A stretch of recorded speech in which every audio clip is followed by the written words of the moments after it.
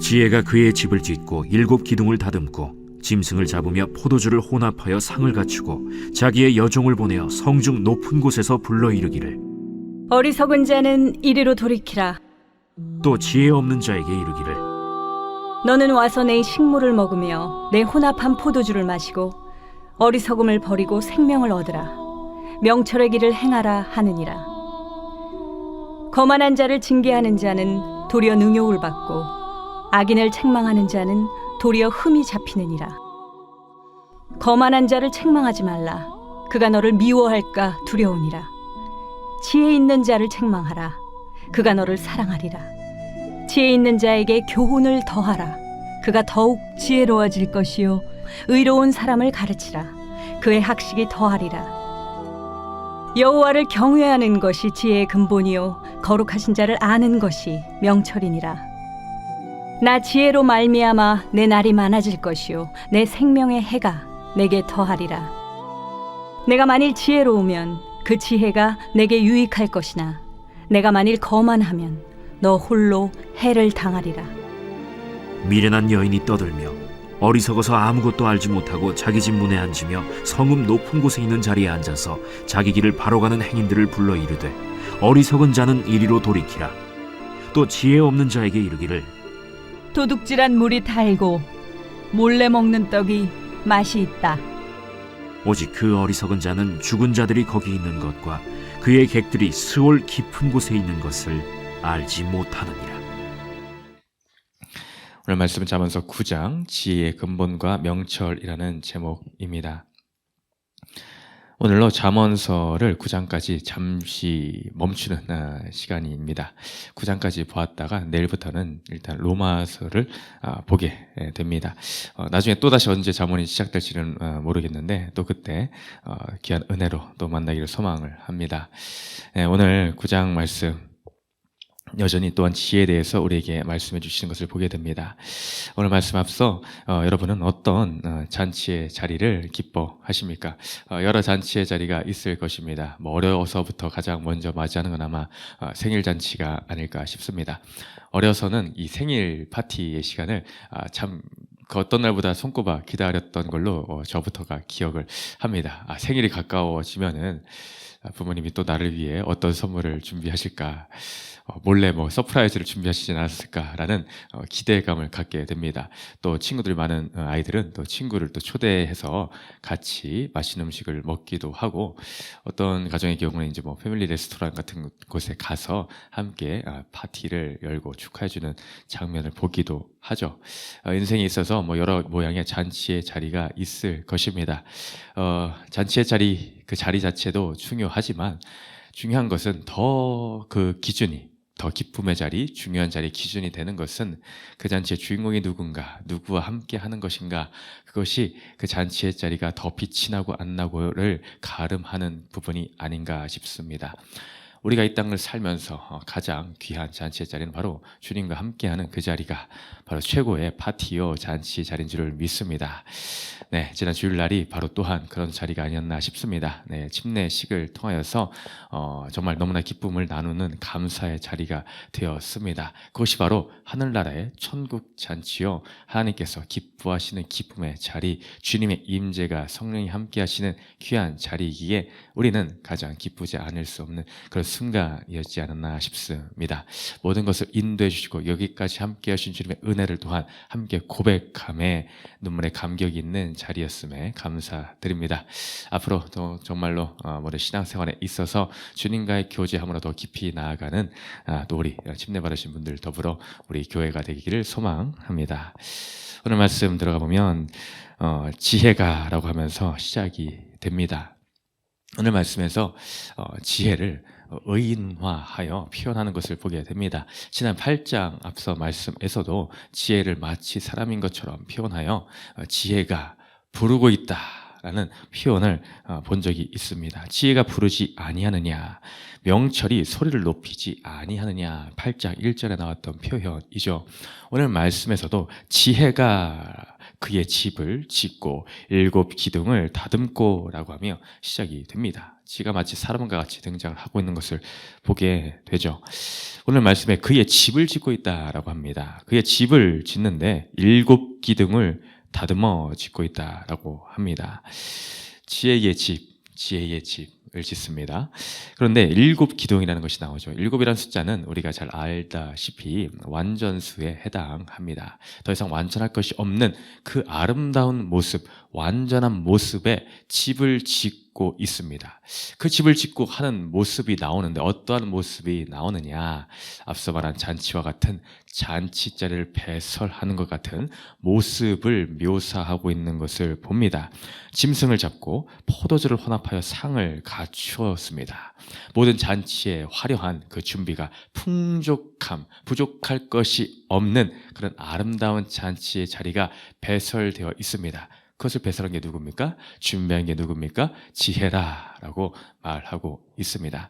우리 지혜라는 것은 단지 이 세상을 살아가는 데 있어서 그냥 우리가 생각하는 조금 더 똑똑한 것, 현명한 정도의 것만을 이야기하지 않습니다. 그 이상의 것을 말하고 있으며 더 나아가 궁극적으로 들어가면은 바로 그것은 예수 그리스도로 귀결될 수밖에 없는 것, 바로 예수님을 상징하는 것이다 라고 할 수가 있는 것이죠. 오늘도 예수님이 당신의 집을 짓고 우리를 초대를 하고 계십니다. 그 놀라운 잔치자리에 누가 들어갈 수가 있겠습니까? 3절에서 이어서 나오는 말씀에 보니 자기의 여종을 보내어 성중 높은 곳에서 불러 이르기를, 이제 본격적으로 그 잔치의 자리에 초대하는 모습을 보게 됩니다. 이 초대의 모습이 어떻습니까? 은밀하게 비밀스럽게 이루어지고 있습니까? 절대로 그렇지가 않습니다. 전혀 은밀하지가 않습니다. 그 여종을 보내어 어디로 갑니까? 성중 높은 곳으로 갑니다. 성중 높은 곳이라는 것은 무엇을 상징하겠습니까? 그 누구에도 잘 눈에 띌 수 있는 곳, 또한 소리를 치게 되면 가장 멀리까지 들릴 수 있는 곳, 바로 그 높은 곳에 올라가서 불러 소리를 쳐서 이른다라는 것입니다. 주님의 우리를 향한 부르심이 이와 같습니다. 또한 우리의 모습이 이와 같아야 함을 알려주고 있습니다.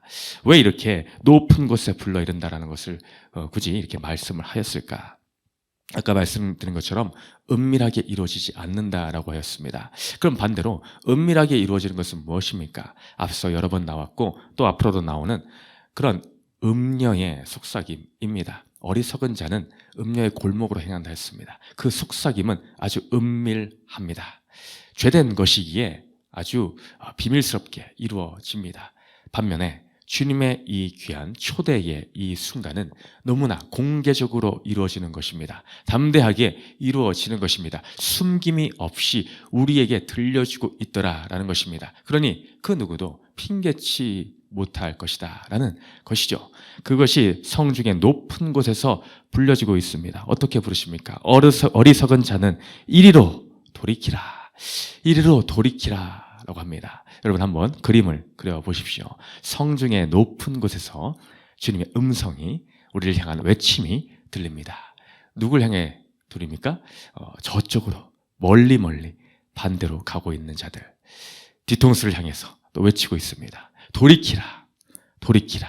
어디입니까? 이쪽으로, 이 성 쪽으로, 이 잔치자리로 돌이키라 라는 외침의 소리가 나의 뒤통수를 향해서 들리고 있다라고 생각을 해 보십시오. 또 지혜 없는 자에게 이르기를, 너는 와서 이리로 오라. 와서 그 다음에 내 식물을 먹으며 또 내 혼합한 포도주를 마시고, 뭐랍니까? 와서 먹으며 마시고, 와서 먹으며 마시고. 이것은 한 번 먹고 끝날 것이 아닙니다. 지속적으로 그 잔치자리에 거하며 계속해서 먹고 마심에 놀라운 기쁨의 교제의 순간을 말씀해주고 있더라라는 것입니다. 6절에 어리석음을 버리고 생명을 얻으라, 명철의 길을 행하라. 5절에서는 와서 먹으며 마시고 라고 하였고 6절에서는 버리고 얻으라 그리고 행하라 라고 하십니다. 동사들이 계속해서 반복적으로 나오는 것을 보게 되죠.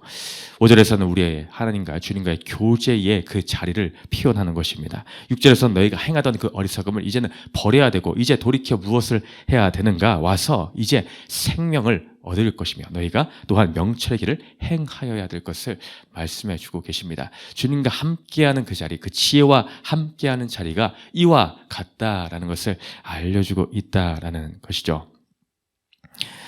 우리는 먼저 주님께서는 요구하시는 것이 너희가 그 세상에서 주님을 몰라 살던 그 어리석은 인생에서 1차적으로 먼저 돌이키기를 원하십니다. 여기 계시는 그 모든 분들이 그것을 경험하신 분들입니다. 주님과 상관없는 전혀 아무런 관계가 없었던 삶, 관계가 1도 없던 그 삶에서 이제는 내가 복음을 받아들임으로 이제 돌이켜 주님의 집에 거할 수 있는 자가 되었다라는 것입니다. 어리석음을 이제 버리게 되었습니다. 세상으로 만족할 수 없는 삶들로 거듭나게 되었습니다. 그러므로 우리는 모두가 생명을 얻은 자들이 되었다라는 것입니다. 이제 요구되는 것을 그 가운데서 지속적으로 행하라의 명령입니다. 무엇을 행하는 것입니까? 주님과의 교제 가운데 늘 거하며 행하라라는 것입니다. 그 안에서 살아라라는 것이죠. 이것이 또한 지난 주일에 있었던 침례식을 또 떠오르게 하는 것 같습니다. 이제는 너희가 전에 주와 상관없는 인생을 살았는데 이제 주님과 함께 장사되고 옛 과거의 모습을 어리석음을 버리고 이제 주님과 함께 다시 살아남으로 생명을 얻은 존재가 되었으며 이제 나의 삶이 주님과 앞으로 행하기를 소망합니다. 예, 그 귀한 놀라운 선포의 그 자리가 그 침례식의 귀한 놀라운 자리였음을 믿습니다. 우리의 이 삶이 이렇게 다시 태어나 거듭남의 인생으로 행하는 자들로 초대받은 자들임에 우리는 날마다 하나님께 감사할 것밖에 없는 인생인 줄을 믿습니다. 우리의 인생이 이렇게 먼저 1차적으로는 주님께 돌아옴으로 주님과의 관계가 새롭게 시작되었더라라는 것입니다. 근데 그걸로 끝나서는 머물러서는 안 된다라는 것입니다. 관계를 맺었지만 우리는 끊임없이 세상에 또 유혹이 있을 수 있습니다. 많은 어려움들이 찾아옵니다. 그때마다 우리는 또 다시 주님을 또 잊어버리고 삶에서 주님과의 교제가 끊어진 채로 사는 그 모양새로 다시 돌아갈 수 있다라는 것이죠.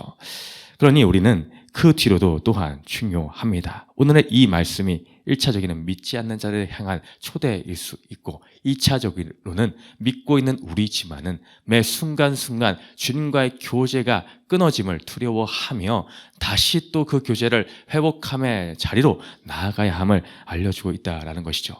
오늘 말씀에 두 가지 사람의 샘플이 나옵니다. 한 사람은 17절에서 거만한 자라고 등장을 하며 또 한 사람은 8절에서 지혜로운 자, 지혜 있는 자라는 표현이 나옵니다. 대조적으로 거만한 자와 지혜 있는 자가 등장을 합니다. 이 기준이 무엇입니까? 듣는 자와 듣지 않는 자의 기준입니다. 거만한다라는 것의 사전적인 의미가 무엇인가? 잘난 체하며 남을 업신여기는 데가 있다. 잘난 체하며 남을 업신여기는 데가 있다라는 게 거만한 자입니다. 잘난 체한다는 게 무엇입니까? 내가 다 알아. 그러니 너는 상관마. 이겁니다. 내가 이미 다 알고 있어. 그러니 들리지가 않습니다. 내가 다 알고 있고 잘난 체를 하고 있는데 어찌 사람의 소리가 들리겠느냐라는 것입니다.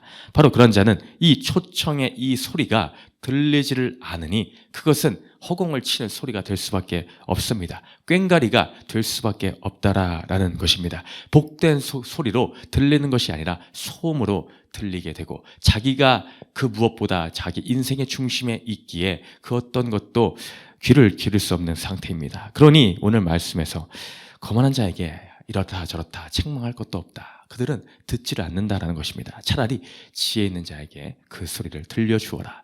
교훈의 메시지를 전달해 주어라. 그가 책망을 받고 돌이키게 된다. 그것이 유익이 된다라고 말씀해 주고 있더라라는 것입니다. 그러한 자는 10절과 같이 여호와를 경외하는 것이 지혜의 근본이요 거룩한 하신 자를 아는 것이 명철이니라. 그런 자가 이러한 자입니다. 그 근본 바탕에 하나님의 말씀을 향한 경외함이 깔려 있더라라는 것입니다. 그것으로 출발되는 인생이더라라는 것입니다. 그러니 하나님의 말씀이 너무나 들리는 것입니다. 잘 들리는 것입니다. 하나님 말씀에 두렵고 떨림이 있기에, 존경함이 있기에, 그 앞에 겸손해질 수밖에 없기에 하나님의 말씀이 내 귀에 들릴 때에 나는 소자가 듣겠나이다, 겸손히 듣겠나이다, 내가 그 말씀대로 살겠나이다의 자세로 될 수밖에 없더라라는 것입니다. 우리는 어떻습니까? 여러분은 어떻습니까?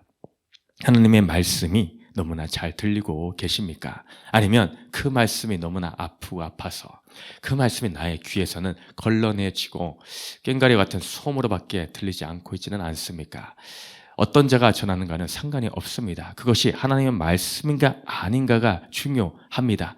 제 아무리 3살짜리 꼬마가 와서 말한다고 한들 그것이 하나님의 진리의 말씀이라면 우리는 겸손히 받을 수밖에 없다라는 것입니다. 그것이 나에게 교만하여서 나의 경험이, 나의 지식이 내가 지혜롭다 하는 착각의 교만함 때문에 그 말씀을 듣지 않는, 돌이키지 않는 그러한 모습이 있지는 않는가? 지혜로운 자는 하나님의 말씀을 듣고 돌이켜 그 교제함을 다시 회복하는 자입니다. 우리의 인생의 모습이 날마다 오늘도 그 한 사람을 통해 나에게 돌이키기를 원하고 계시는구나, 나의 끊어진 그 교제의 관계를 다시 수복하기를 하나님이 원하셔서 그 자의 입술을 통하여 나에게 오늘도 말씀하고 있구나라고 겸손함과 감사함으로 그 모든 말씀을 우리가 지혜롭게 받아 듣는, 그리함으로 주님이 원하시는, 기뻐하시는 그 잔치의 자리에 날마다 거하시는 저와 우리 성도님들 되시기를 주님의 이름으로 축원드립니다. 오늘 말씀의 적용 질문 읽고 마치겠습니다. 두 번째 질문 함께 보겠습니다. 시작. 나는 주님의 집에서 지체들과 함께 말씀을 나누는 것이 즐겁습니까? 아니면 징계나 책망받을 일이 없다고 여기며 다른 지체를 무시합니까?